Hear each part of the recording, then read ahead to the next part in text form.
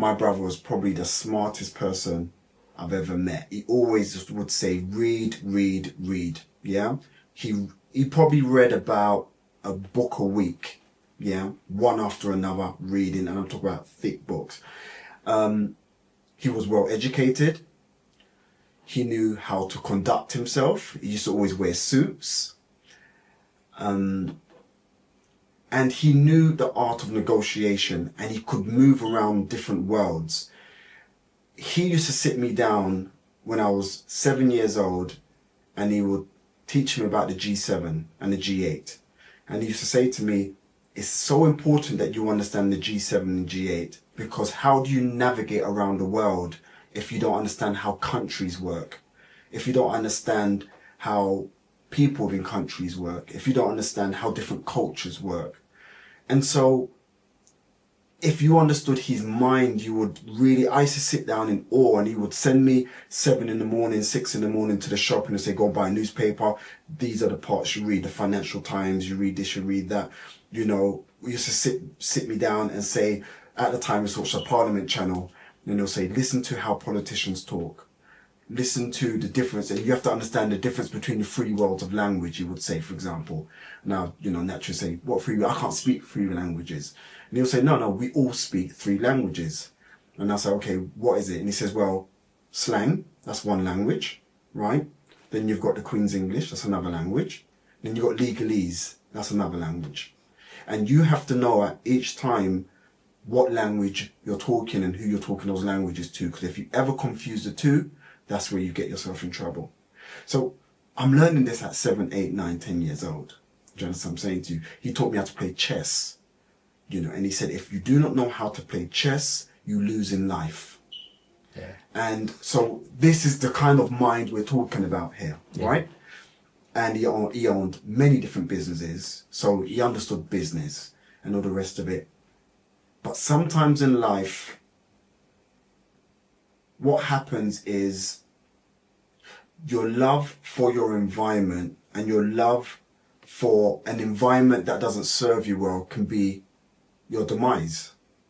And we've seen it before, right? We've seen it in many different forms in the past. We've seen it with Malcolm X. We've seen it with Marcus Garvey. We've seen it with Martin Luther King. We've seen it with Mahatma Gandhi. We've seen it with William Wallace. We've seen it with all these different people that they were very intelligent. They were ahead of their time. However, their love for their environment ended up being their demise.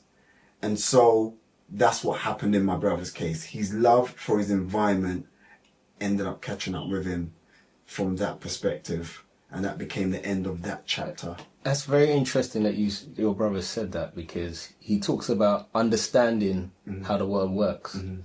I had this conversation with my son, who was telling me, Dad, you got to understand how money works.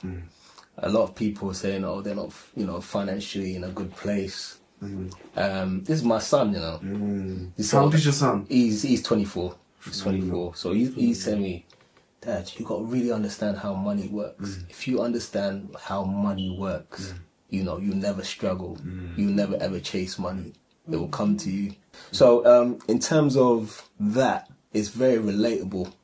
And I feel it's something that a lot of youngsters can benefit from, like stories like this. But just I didn't mean to cut you. I know you had something else to say. It's so relevant. And I like that. So that's why I wanted to kind of share that as well in that moment.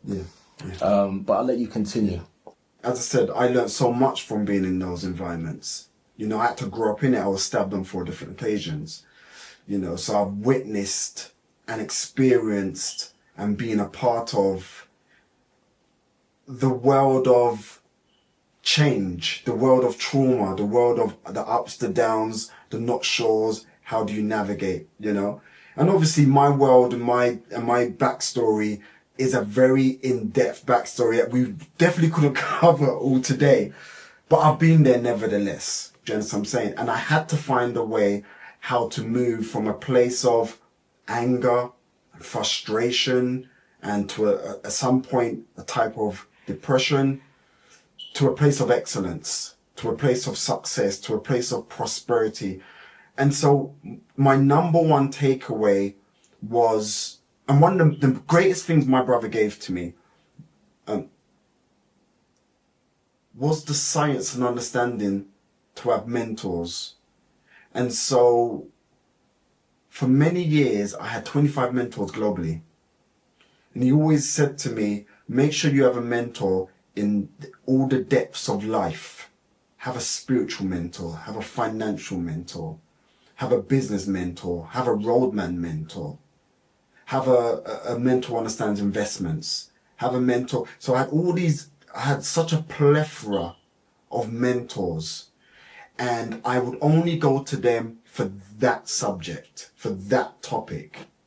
I didn't want to have a cross blend of conversations with different mentors because I needed excellence within that particular field.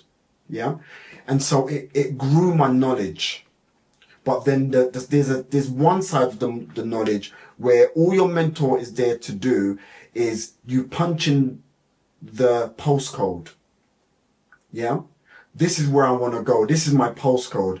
And your mentor, just like a sat nav would say, these are the roads to the postcode. Avoid that road because that road has a roadblock. Avoid that road because that's where the violence is. Avoid that road. So that's your job of your mentor, is to guide you to your postcode. But you have to have a clear understanding where you want to go. Yeah.